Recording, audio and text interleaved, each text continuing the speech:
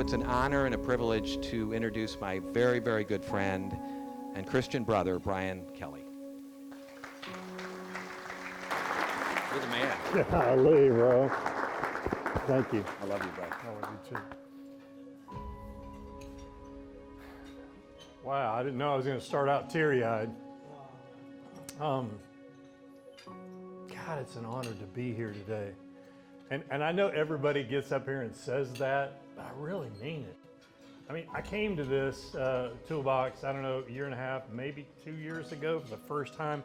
I came with Bert, totally intimidated by you guys, scared to sit at the table, thinking, oh my gosh, I'm sitting here amongst greatness. What do I have to say? I just need to shut up and be quiet. And what I found out is you guys don't bite, except when I try to grab your pork chop.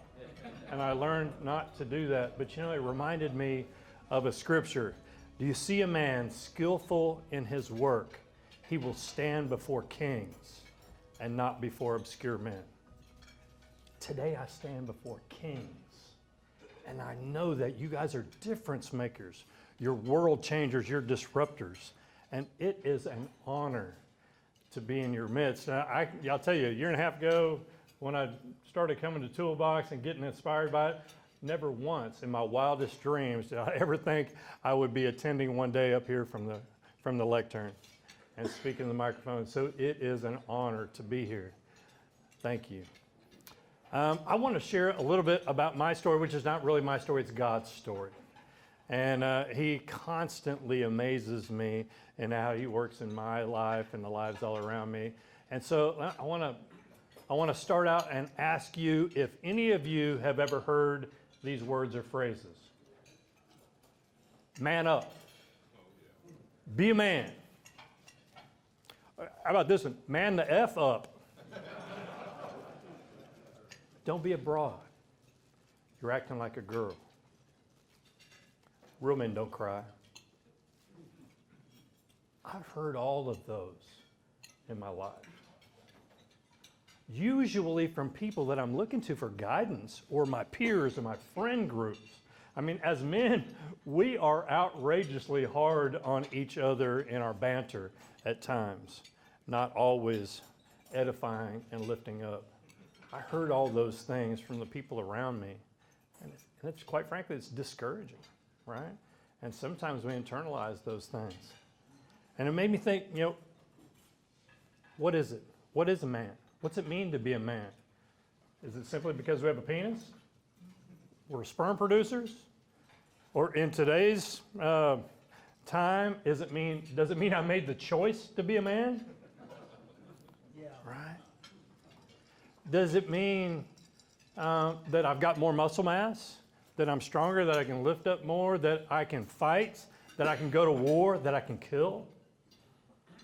Does it mean that I like to fix things? I intuitively want to jump into that. I love to hang out at Lowe's. Does it mean that when I'm driving 75 miles an hour down the road, that I can see a rabbit in the ditch, a squirrel in a tree, a hog over in the woods, and a buck lying in the tall grass at 300 yards, but I can't find my socks that match in the drawer? Or I like this one too. Does it mean that I am really good at backing my truck into a parking stall? There was a young lady that worked with us a few years ago, and we were going to make a presentation. I was driving, and I backed into the parking space, and she goes, "Oh, why do men always back into their parking space?" And I go, "Oh, you don't know?" She goes, "No, why is that?" And I go, "It's because we can." Now, I would discourage you from that response. It doesn't go well, and it probably won't go well. But you know what? It's made me really think about, what does it mean to be a man? And you know, what do I know? My father abandoned me when I was a toddler. I've never known him. He never came back. He never came back into our lives. My mom never remarried, so there was no men around me to really invest in me and show me what it was like to be a man. Now, there were men in my family, and they were largely alcoholic construction workers, so I got to see them from afar, what it means to be a man. And I also took it from my culture and from the world around me and TV. And so, you know what I found out that it means to be a man? What I saw was men work hard, they drink hard, they treat their women hard. Men are hard. I found out that it means they're aloof, they lie, they cuss, they spit, they fight, they fart, they hunt, they kill. Most of all, the thing that I noticed is men demand respect, right? And so those are the things that I garnered from the men that were around me and from my culture. And so I gravitated to that. I'm like, if that's what it means to be a man, that's what I want to be. So what did I do? Well, at 12, I started drinking. At 13, I started smoking weed. At 14, I really started pushing the iron and getting strong, and I became kind of the alpha athlete in my school. I would end up winning state in the discus, third in the javelin, placed in the shot put, and I was always the strongest one in my school. And so, I dove into that part of being a man. At 15, I got into hard drugs. I bought a four-wheel drive because I thought that was manly. At 16, I was dating the head cheerleader, and we got pregnant. At 16, I also found out what it's like to be a part of an abortion. I gravitated to all the things that I thought were being a man. And I used to love to prove that I was a man. There was no dare that I wouldn't accept. I can't tell you how many stupid things I did that were preceded by, y'all watch this or hold my beer. But I was always trying to prove that I was a man. What I found out is I was not a man at all. I was a perverse caricature of a man. I was selfish, insecure, although I desperately didn't want you to know that. I was aloof, I was unemotional, I was mean, I was mouthy, I fought a lot. I even boxed in Dallas for a while because I thought it was manly. It wasn't because I was a good boxer. I got my rear end handed to me every time I did that. I became an alcoholic, an addict. I was a womanizer. And many times I'm sharing my testimony, I share that back then I was a desperado out riding fences in love with a monster called Moore. I was a mess. And you know what? I spiraled downward, loving all the wrong things, going to all the wrong altars, until one day, in 1992, I was standing in a courtroom in Dallas, everybody looking at me with hatred and scorn and condemnation, and I could feel it. And the judge looked at me over his glasses and he said, "Mr. Kelley, a jury of your peers has found you guilty of the crime of murder and has sentenced you to life in a state penitentiary. Now, do you have anything to say for yourself?" As I stood there trembling, I expected him to cap that with, "Boy," because that's exactly what I was. I wasn't a man. I probably wasn't even a boy. I was this perverse caricature who didn't know how to live life, who was in love with all the wrong things. And I needed to be taken off the street. I needed to be put in timeout because I was reckless and I was causing harm to those around me. I was creating destruction. And you know, it's funny, I was remanded to the prison. I went to one of the largest ones in Texas in Palestine, the Bedo unit. Almost 4,000 inmates. Demographic was 18 to 21. At 26, they called me old school, and they fought over everything. What I recognized is that whole palace worshiped manhood the same way I did. They demanded respect. You know, in prison, you draw a hard line and you fight for yours, and if you don't, you're in trouble. And it was interesting, my first day in the day room in prison, I was schooled by a guy who'd went to prison a few times, and he told me what it was going to be like. And he said, when you go to the day room, you go put your stuff in your cell, and you come back down to the day room, you go to the back of the day room and get ready. The first person who comes and approaches you, man, you just light into them. You have got to earn your respect. They call it earning your bones, right? And he said, you go back there and you just start fighting for all you've got. And he said, if you do that, some guys will come to your rescue. If you don't, you've got a life sentence. Your time in prison will be terrible. And so I'm like, oh my God, okay, I get it, I hear you. It's my first day, man. I went there and I went and put my stuff in the house, and I dropped down, I did a few push-ups, and I went down to the day room, and I went to the back, and I was amped up, and I was looking around at the people in the day room. There's about 75 guys in there playing dominoes and watching TV, and everybody's ignoring me. And I'm back there, and I'm just huffing and puffing. I'm looking around like, who's it going to be? And everybody ignored me. After about 10 minutes, I'm going, okay, I don't know how to handle this. And so finally, I kind of milled over, and I started watching some guys playing dominoes, and this young, stocky black guy comes up to me, and he said, look out, Peckerwood. And I went, what? And he said, oh, easy, man. I see you're going to stay down. I didn't know what any of that meant. And I thought when he said, I see you're going to stay down, I thought it meant that, man, if I get hit and I go down, I'm not going to get back up. And I'm like, man, I am not going to stay down. And I balled up my fist, and he smiled, and he said, well, relax, relax. That's not what I'm saying. That's not what I'm saying. What I didn't realize is that guy was paying me tremendous respect. I just didn't know the lingo. I didn't know the jargon. And so we laughed about it later. When he came up and he said, hey, Peckerwood, they recognize who will fight. And everybody in prison is very attuned to who will fight for their own. And Peckerwood is a term for white guys in prison who will fight for their own. Sometimes it's shortened down to wood. And when he was saying that, it was a term of respect. When he said I was going to stay down, it meant I would fight for my own. He was already giving me respect. I didn't even know it. And so it's just a different climate in prison, different culture, but it's based on the same things that I had based my object of manhood on. And I'll tell you, a few months later, there was a riot on the rec yard that I was a part of, didn't even know why. It was 75 guys on 21 of us. And I fought, and I didn't even know why, but you fought to live.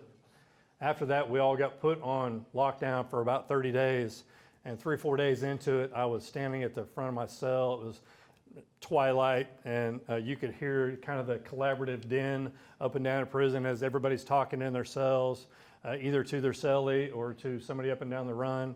And I was just bored, and I was standing there at the bars thinking, what have I got myself into? And about that time upstairs somewhere, I could hear the telltale signs of scuffle, sneakers squeaking on the concrete, and then a thud, thud, and I heard a guy say, no, I'm a man too. More squeaking, more thuds. No, I'm a man too. And I was sitting there thinking, oh my gosh, this guy's lockdown is way worse than mine. But even in prison, you were desperately fighting for that caricature of manhood. Totally missing the mark. You know, I stayed kind of in that umbrella for about a year, maybe a year and a half, and I was invited to a prison ministry called Kairos, which is a Greek term for God's special time. It's kind of like a celebration or a birthday or an appointed time. And my friend that invited me said, hey, why don't you come to the chapel to go to Kairos? And I'm like, what's that? And he said, dude, it's 4 days of home-cooked meals. And I said, well, sign me up because this food is horrible. And so I went to get fed. And I got fed so much more than I bargained for. You know, I went in there, and Kairos, if you don't know, is 42 multi-denominational men who come in to impact 42 hand-selected inmates over a 4-day period. We sit down in small groups, and we have talks about things like forgiveness, and we process that, and we talk about our depravity wound and our father wounds sometimes, and we process that, and it's hugely emotional, it's transformative. But I'll tell you, I had never been around men like that before. I thought they weren't real. I was poking and prodding and asking questions and saying, where do men like you come from? You are loving, you're accepting, you're kind, you're quiet and calm and peaceful and joyful. I've never seen that. And I really bonded with a Lutheran preacher. And for a couple of days, we just talked about life stuff, and he won my confidence. To that point, I had never admitted to anybody that I was guilty of my crime. I had lied at court. I had lied to my family, my friends. I was even lying to the other prisoners. And I couldn't carry it. Being around men of light like that, carrying that darkness, I couldn't carry it anymore. And so I grabbed this guy by the arm, and I said, I need to tell you something. He said, okay. So we went off to the side, and we sat down, and I just began to blubber. And I told him everything about my crime, all the details, and he listened patiently. And finally he looked at me and he said, Bryan, I am so honored that you would share that with me first. That's huge. And I get it. I want you to hear something. I forgive you. Guys, I fell apart. I was a snotty, hitching mess. I didn't think I would ever hear those words from anybody. So he let me regain composure, and he said, Bryan, man, even though I forgive you, and that's true, you need to ask God to forgive you, and I promise you he will. And I said, yeah, Keith, I know, I get that, but I can't. And he said, why not? And I said, well, I know I don't deserve it. And he looked at me and he smiled, he even laughed, and he said, I didn't realize when I came here this weekend I was going to meet somebody smarter than God. And I said, hold up, I didn't say that. He said, sure you did. You said God would forgive you if you ask him, but of course you know how to handle this better than he does. Guess what? You don't. And you're never going to have joy, peace, purpose, love, hope in your life until you let go of this and give it to him. He knows it anyway. Why are you holding it back? Just admit it to him. And he really just dismantled my whole argument. But I'll tell you, I was looking at my life thinking my very best thinking led to a life sentence for murder, devastated families.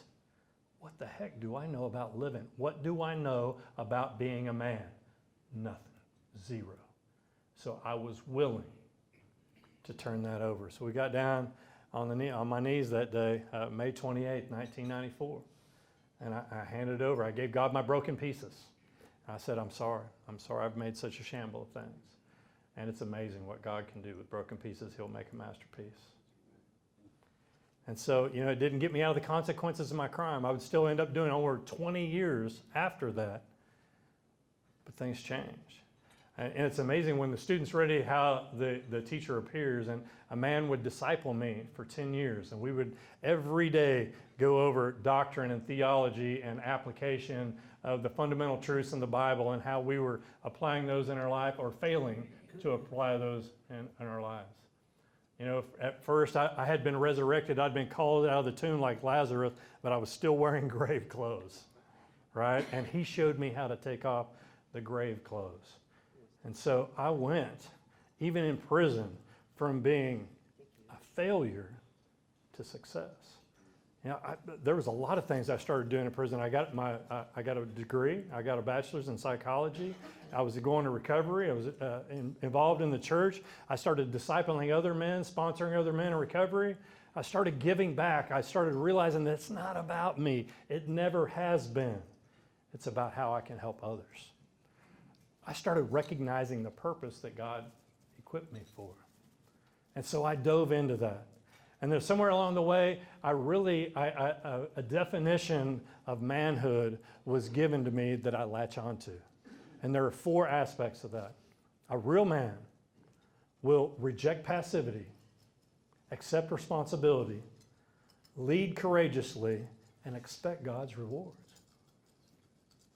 And when I first heard that, I went, man, I want to dive into that. And that's exactly what I did. The real man rejects passivity. That was what Adam did in the garden. He had walked and talked with God. He knew the heart of God. I believe God had prepared him. And in that moment, when Eve ate and then handed it to him, because he was right there, he was passive. He sat back and he said, let's see how this plays out. He did not step up into the role that God had prepared him for. Our job is not to sit back and wait and see what somebody else will do. We were created for a purpose. We are here this day for a very reason. We have been equipped in a way to make a difference in those around us, whether that's our family, our business, our friend groups, our community, our church. This group right here, you're kings. You're here for a reason. You're here to step into that role. Christ is calling us forth, like Lazarus. Rise up into that role, shake off the grave clothes. We're also supposed to accept responsibility. If not us, who? If not me, who? If not now, when? Now is the moment. This is the only moment I'm promised. Now is the time to step into that role. A real man leads courageously. He rolls into, I've got a professional mentor who is the COO of a Fortune 20 company. And I love this guy because he breaks it down and makes it so simple. He said, run to the bullet.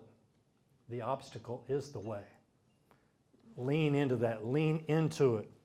Do not get passive and back out of it and see if it'll play out on its own. Run to that bullet. Get engaged. That's what men do. God, I needed messages like that. And we teach this definition to the guys in prison. And I can't tell you how many 30, 40, 50-year-old men come up to me and say, where were the men at that were supposed to teach me this when I was a kid? I needed that then. I'm like, yeah, me too. But guess what? You know it now. And you can pass it on to those around you or to your kids or your grandkids. That's what we're to do. We're supposed to lead courageously, lead our families, lead our friend groups, lead in our church, lead in our community, and expect God's rewards. It is amazing to me how God will bless you and take you to places you'd never, ever dreamed if you'll just say, send me, Lord, I'll go. You know,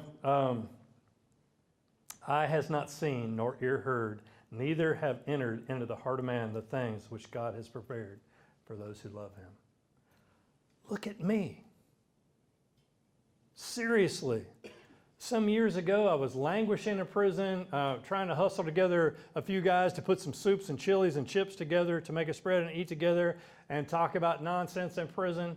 And now I'm making million-dollar real estate deals and thinking about ways to automate what we're doing in prison and scale.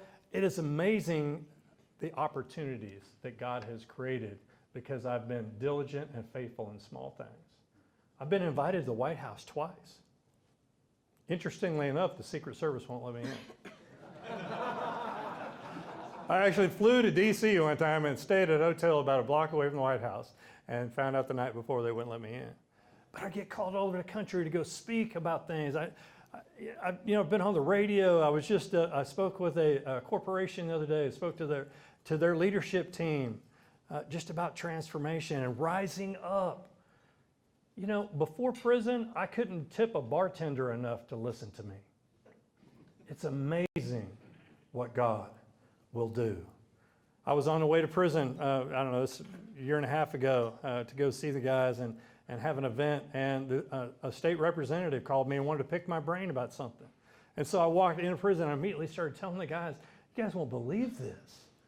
But guess what? You too will do this if you continue to follow this path. It's amazing what God will do if we will reject passivity, accept responsibility, lead courageously, and expect God's rewards. He will show up. Ephesians 2:10 said, we are God's workmanship created in Christ Jesus unto good works.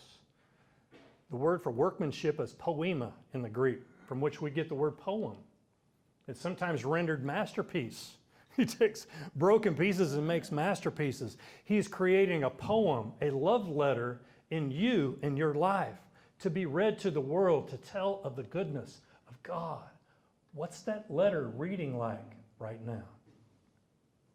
Do you need to reject passivity, accept responsibility, lead courageously, expect God's reward so that that letter has more of a profound impact on your family, your community, your business, your friend groups? God's calling us, brothers. I'm so excited to be standing before kings today because you're difference makers in this community. I don't expect Houston to be different because of you. Why do I think you'll do that? Because that's the only way it's ever worked. Jesus used 12 that were a mishmash, spot of scallywags, just like me. That's how he impacts the world. So I want to call you out today. This is not just to come up here and speak today. I want you to step up. Somebody has come to mind while I was talking today, whether it's your wife, whether it's your kids, whether it's your friends, a coworker, a peer, an employee, somebody at your church. Somebody's come to mind today that you need to step into that. You need to run into that bullet. You need to engage. You need to rise up into that. And I'll tell you what, if you've already taken care of all those, I've got some opportunities for you. There are men right here in this room who have greatly impacted my life. I was a cokehead, a crackhead, a convict. Now I'm CEO because Bert Smith invested in my life, because John Crabb, John Yonkers, John Hunter, Monty Pendleton, many, many others invested into my life, helped me with critical thinking and reasoning, giving me a different vision, showing me how to get there, saying, let's stop and think about that. You need to lean on my expertise and my seasoning here and think about this. Man, we are made for community. We're made by community, for community. And we operate best in community. Every Timothy needs a Paul. Every Paul needs a Timothy. Every Paul needs a Silas, a Barnabas, a John Mark. You need to have a mentor, you need to have a mentee or more, and you need to have your peers that you're walking with. But you should be doing that by rejecting passivity, accepting responsibility, leading courageously, and just wait and see what God will do. Now look, I've challenged you to rise up into some relationships you're thinking about today. But I'll tell you what, I've also put some stuff on the table that tells more about our program and the impact that we've had, the businessmen, the community difference makers that we are building. It's iron sharpening iron. There's a picture of some scalawag right there on the left. That was a picture of me about a year before prison. If you would like to get involved, if you'd like to mentor, if you'd like to be an advisor, if you'd like to be a consultant, we're leading CEO roundtables for our guys. It is amazing to see this super appreciative raw clay on the wheel just waiting for your hand. There's another CEO in prison. There's many more. You want to help make him? You want to help make the guy that comes up and takes my place at the microphone eventually? You can do that, I promise you. You'll be amazed. The men in the room who have served and went inside with PEP, would you just raise up your hand? Man. Those are walking epistles of Matthew 25. When did I see you hungry and fed you? When did I see you thirsty and give you something to drink, sick and minister to you? When did I visit you in prison? Hey, I'm going to tell you what, that is the litmus test between the wheat and the tares, the sheep and the goats. That's what Jesus said, not my words, his. That's a great time. It is amazing what happens inside of prison. I'm going to tell you, there are other Bryan Kelleys in prison, and they're waiting on you to step into their lives and help them think through how to become an honorable man, a businessman maybe, or maybe just a community impactor, because we've taken somebody who's been in a perpetual cycle of crime and poverty, and we are going to make them a real producer. We're taking gang leaders into servant leaders. We're taking felons and turning them into real fathers, even philanthropists. Hey, it takes, I share this with the guys all the time, you can no more give what you haven't got than you can be from where you've never been. You guys have the tools to give. They want them. Are we just going to sit back passively and let them continue to live in want to get out of our prisons and stand on the street corner and says, hey, anything helps? Guess what? Anything doesn't help. You help. You guys made the difference in my life. And there are hundreds, thousands more. I dare you. You know how much I love dares. I dare you to step into that. It will be one of the most impactful things ever in your life. It's an honor to be here standing before kings. I love you guys. God bless you.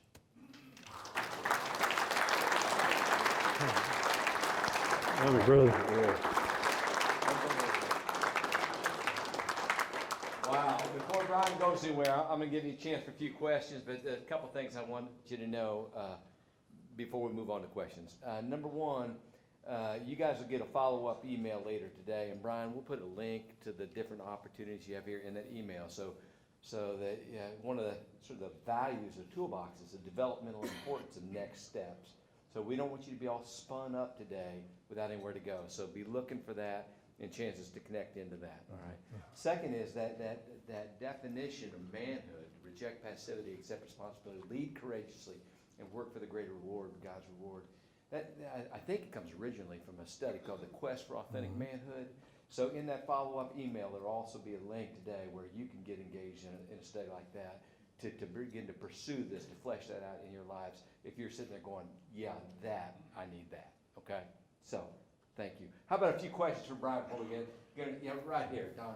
So, when you get to prison, you're an adult, basically, but the youth and the detention centers, does PEB have some kind of program for the ones that are kind of in the youth detention centers that haven't gotten to the big prison yet? We do not yet. We're adult and men only right now. And I think we're looking at something I'm super excited about. We're looking at building a second chance incubator accelerator here on the East End. I'm currently looking at leases right now, and we want to build the preeminent second chance incubator accelerator. And I think once we work through some of our automation phase that we have right now, we're going to be able to open this up a little bit wider. I'm going to tell you, I think the youth, especially the at-risk youth, gravitate to this. I've taken our guys to halfway houses for youth offenders, and it is absolutely magical what happens, because our guys are credible messengers. The kids instantly listen to them, and so they have a huge impact, and I think they can be catalysts in transformation of those young lives. And I'll tell you, I went to the halfway house myself one day to just kind of get the lay of the land and see if it's something we could do. And as I walked in, very secure environment, went through a couple of doors, about 25 kids looked up at me, seeing who's invading their space, and they looked at me and they go, "Oh great, another old white dude from church." And I saw that, right? And so I just sat down, just acclimated with them, didn't really say anything. And at dinner, they asked me to give a short testimony, and I told the kids, I said, "Hey, I know what it's like to be you."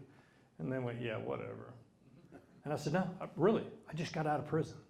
And then they looked at me like, "What? Wait, what?" And I said, "Matter of fact, how many of you guys are 22 years old?" And they said, "None of us, we're 16 to 18. And I said, "I did more time in prison than you've been alive. There's nothing you can tell me about prison I don't know." And then, oh my gosh, I got mobbed. And the number one question they asked me, and this goes exactly what we're talking about today, the number one question those kids asked me was, "My dad's in prison, do you know him?" And I went, wow. So do we do that now? No. Is there a need? Absolutely. Is that fertile ground? Unquestionably. And I think we need to work that out. And I think we're moving in a direction that can get us there. So we're actively trying to automate and then scale right now, and would love to get to that place. And we need thinkers like you to help us do that. Yes, sir. Hey, Bryan, Jim Kim. Pleasure to meet you today. My question is exactly in regards to the topic you spoke about today, masculinity. So what I've noticed over the past few years is that the mainstream media doesn't like men being masculine to a certain degree. Just the other day we had International Women's Day, which I think is a great thing, but when are we going to have an International Men's Day? My question is, so what can we do? What are your thoughts about the mainstream media attacking manhood and masculinity at times? I know a lot of people in here see the same thing. And also, how can we combat that and be more masculine and manly instead of cowering down to what they're trying to do? Great question. And there are so many things with the mainstream media I've got issue with right now. We don't have all day. I could dive into that. But I think, the best thing we can do is model that. Because when we model that, everybody around us loves that. The women, the men. I've had men around me my entire life, and the real men who are life-giving spirits, and I didn't bring that up today. If I wanted to sum up my whole talk today, it's 1 Corinthians 15:45, and that's the first Adam became a living being. The second Adam, Christ, became a life-giving spirit. That's our model. That's what we're supposed to be when we reject passivity, accept responsibility, lead courageously. We become life-giving spirits. Everybody wants that. I don't care what the media says. If we become a life-giving spirit, everybody's drawn to it. So that's all we've got to do. Yes, sir. Bryan, thank you so much for a wonderful message. Looks like we share the same hairstylist. That's where God kissed us. I'm sure everyone in this room wishes we could have some redos. Maybe you can talk to us about the process of seeking forgiveness when you were 16 years old. Your girlfriend got pregnant, and can you share that a little bit with us on how you worked through that and maybe even reached out later on to your girlfriend? Thank you again. Wow, forgiveness is so huge, not just for me, probably everybody, but especially the guys in prison. And working through forgiveness for me was one of the major hurdles, and the biggest one was forgiving self, right? I couldn't forgive me. That was the reason when Keith asked me to hand it over to God, I knew what I deserved. It was prison or worse, I knew that. And it was super hard for me to forgive self and realize, some things happened in my life. They didn't cause me to commit murder, but they also shaped who I became. And I had to forgive those people too. I had to forgive my father. Interestingly, I reached out to him a few years ago on Father's Day. I found him on Facebook and reached out and said, hey, I'd like to get to know you. If you're willing, I'm open, and if not, God bless you. Because I had forgiven him. I'd worked through that. He was doing the best he could with what he had, and he was, he did not do well. But I get that because I've not done well many times too. And so why am I expecting more out of people than I can deliver myself, right? There was a young man in prison I went to, and he couldn't forgive his father, who drove him and beat him down. And so the son became a really good baseball player, went to college playing baseball because his dad loves baseball, and he was desperately trying to get his affirmation. And so he had one of the best games he'd ever played in college baseball. His dad was in attendance, and so he went up to him afterwards. He said, so what'd you think? And all his dad did was critique the things he did well, and he quit. He quit that day. And when I spoke to him that day, he was cussing mad. And he said, there's no way I can ever forgive that blankety blank. And I'm like, well, you need to go talk to him about that. And he goes, he's dead. I'll never forgive him. And I said, well, the only person that you're hurting now is you. You're drinking poison trying to hurt him. And so, God, forgiveness is huge for the guys in prison, for I think all of us. People hurt us. Hurting people hurt people. But guess what? Healing people heal people. If you've been healed by God, you become a healer yourself. Yes, sir. So we all have stories. We all have a red wagon that we bring behind us. Amen. As the gentleman referenced earlier, for those that have that powerful, powerful testimony, that are not quite ready to share to that vulnerability, which increases that trust, what words of wisdom would you give the king in here who's got that red wagon of power to let that pride go and begin the dialogue to increase the trust? It is amazing to me what transparency will do. When you lead by sharing your vulnerability, it opens up and it makes a safe environment for them to share too. I've led a bunch of testimony workshops inside of prison. Matter of fact, I even took the Baylor's Big 12 Championship women's volleyball team in with us one time because they heard about this, and we had a testimony workshop, and the ladies sat down with the men. They were blown away. And it's amazing what happens when these successful athletes come in and talk about their brokenness too, and the guys just crumble and they share what's going on. So we can, to impact people, to get behind the walls, to dive into the core issues, it's always lead with transparency. It works every single time. Yes, sir. Thanks, Bryan. I was curious which prisons are you in today? What growth plans does your organization have going into the future? Fantastic. So we're currently operating in 2 units, one near Houston, it's up here in Cleveland, and then one just south of Dallas at the Estes unit. We graduate about 400 guys each year. We're looking at ways to automate that and maybe 2x that each year, because we're not going to have as much access to prison as we had before. We used to be really hands-on, and it takes that, and we're not going to do away with that. We're just going to push some of that to the outside, and so we can have more go through the pipeline. But there's a lot of opportunities to serve, and I'll tell you just some of the results which are remarkable. We've had over 500 businesses started by our graduates. We had a pitch event at the Dallas Bush Center on SMU campus a year and a half ago. 250 impact investors in the room. Several had put some money in the kitty. We had $250,000 available for our contestants. We really showcased the men. It was amazing. The winner that night was a guy who got out of prison about 8 or 9 years ago. No real skills, but he went through PEP and he worked on character and he learned a lot from the men in this room. And so he went to West Texas to work in the oil fields and make some money as a laborer. That's really only skills he had. Well, he went out there and he was working with his boss one day and the truck broke down. And his boss said, will you see if you can fix the truck? And he said, I am so not a mechanic. He said, well, at least try or we're stuck here. So he went over and he fixed the truck. And his boss said, wow, you've got some mechanical reasoning skills. I'm going to send you to get some training. Is that okay? He said, yeah, please. So he started doing some training sessions. They moved him into the shop. He moved up to shop foreman because of his work ethic, because of the character that had been implanted from PEP. And then the entrepreneur came out in him and he started recognizing gaps of things going on in the oil field. And so he stopped and he started his own business of doing preventative maintenance on the treater trucks that goes out to the oil wells. And with just good customer service, no marketing whatsoever, he did $1.9 million his first year with 300 net. He wanted to get a shop and some more trucks, and he won $100,000 that night. And he came up to me afterwards. It was amazing. He goes, hey, have you ever heard of a school called Stanford? I said, yes, I have. Why, what's up? He said, there's a professor over there that wants me to come out and go through a Hispanic entrepreneurship program and come speak to his class. I said, go. This goes back to, it's amazing how God's rewards will show up for those who are diligent and faithful in small things. You had a life sentence. How did God set you free in 20 years?